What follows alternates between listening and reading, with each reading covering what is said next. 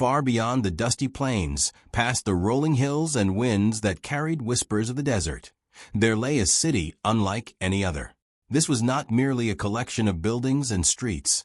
It was a living, breathing entity that seemed to exist outside the boundaries of time itself.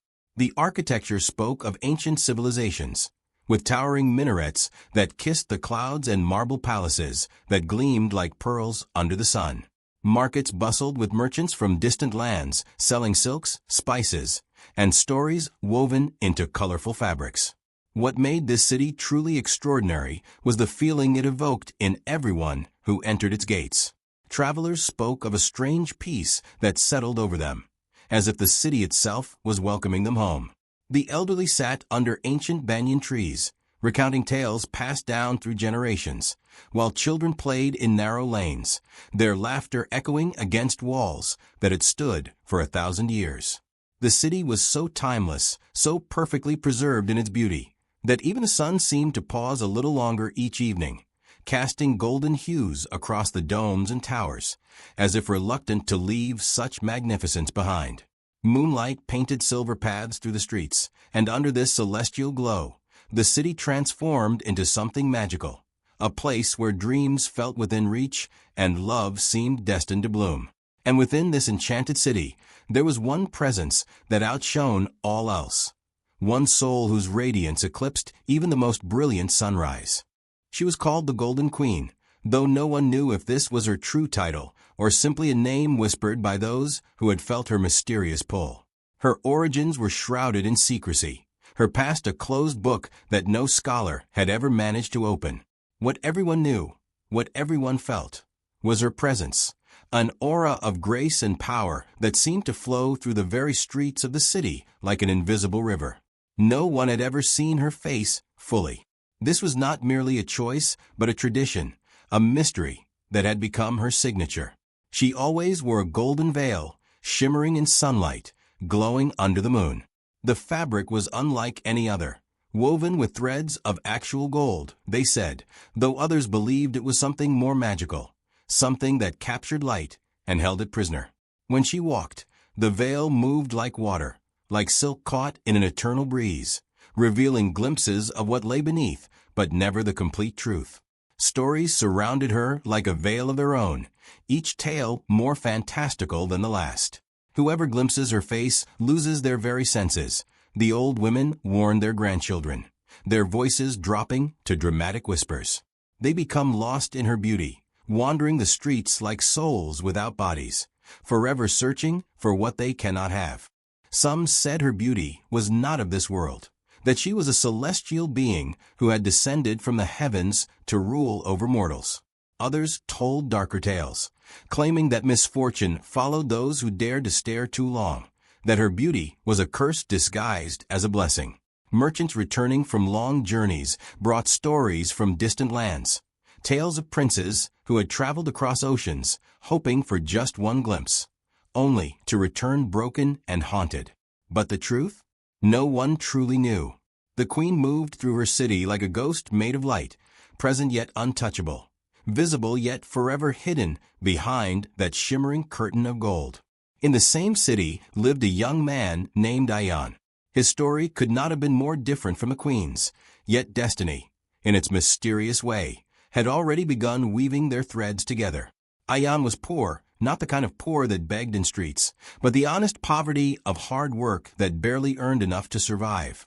He lived in a small room at the edge of the city, where the grand buildings gave way to modest homes, and the air carried the scent of earth rather than perfume. His hands bore calluses from labor, his clothes were simple but clean, and his heart held a purity that riches could never buy.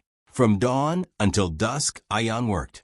Some days he helped merchants load their goods, other days he carried water for the elderly, and on lucky days he found work in the royal gardens, tending to flowers that would never bloom in his own small plot of land. But no matter how tired his body became, his spirit remained unbroken. At night, lying on his simple mat, he would look up at the stars through his small window and dream, not of wealth or power, but of something brighter than the sand and stone that surrounded him. He dreamed of love, of connection, of a life where his heart would find its other half. Little did he know that his dreams were about to walk into the marketplace and change everything. It was an ordinary day in the bustling market, or so it seemed. Merchants called out their prices, children chased each other through the crowds, and the aroma of spices and fresh bread filled the air. Ayaan was running an errand for a shopkeeper, his mind focused on nothing more than completing his task and earning his small coin. Then, suddenly, a hush fell over everyone. It happened so quickly, so completely, that for a moment Ayaan thought time itself had stopped. Merchants paused mid-sentence, their calls dying on their lips. Children stopped running, their games forgotten. Even the wind seemed to hold its breath, as if the very elements recognized what was approaching. The Golden Queen was passing through.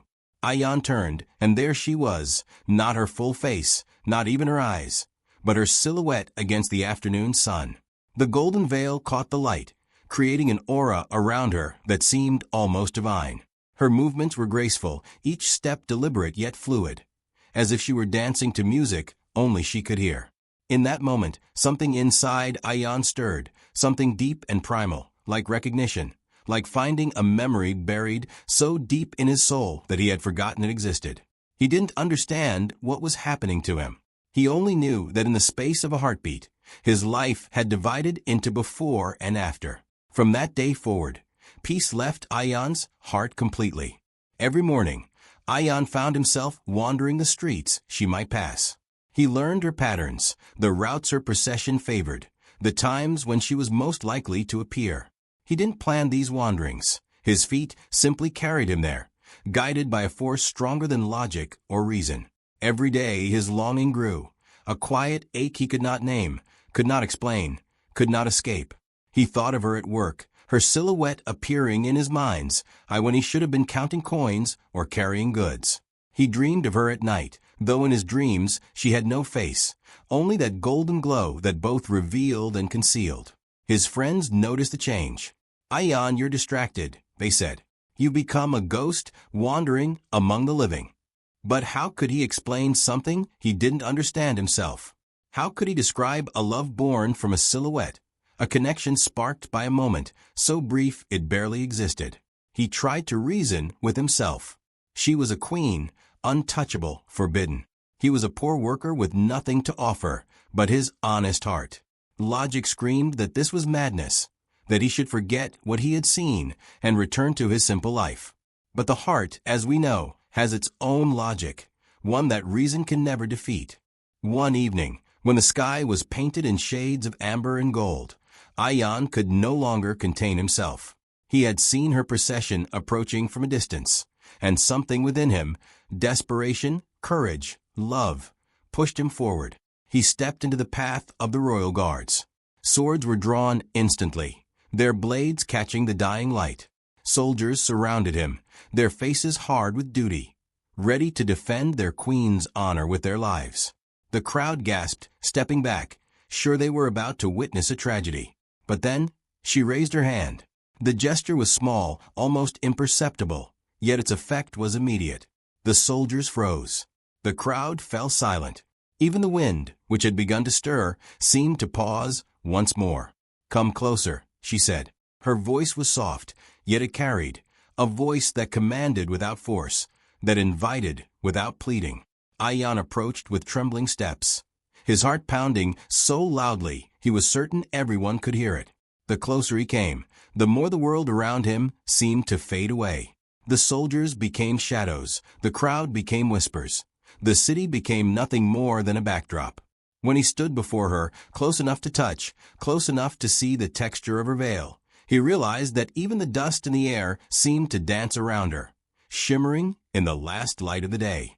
It was as if the universe itself recognized her special nature and rearranged itself accordingly. Their eyes met. Not through the veil, that was impossible. But something passed between them, a spark that transcended physical sight. It was a connection that neither time nor fate could ignore, a recognition of souls that had been searching for each other across lifetimes. Days turned into weeks, and Ayaan's visits became a silent ritual. He would appear whenever her procession passed, and she would acknowledge him with the slightest nod.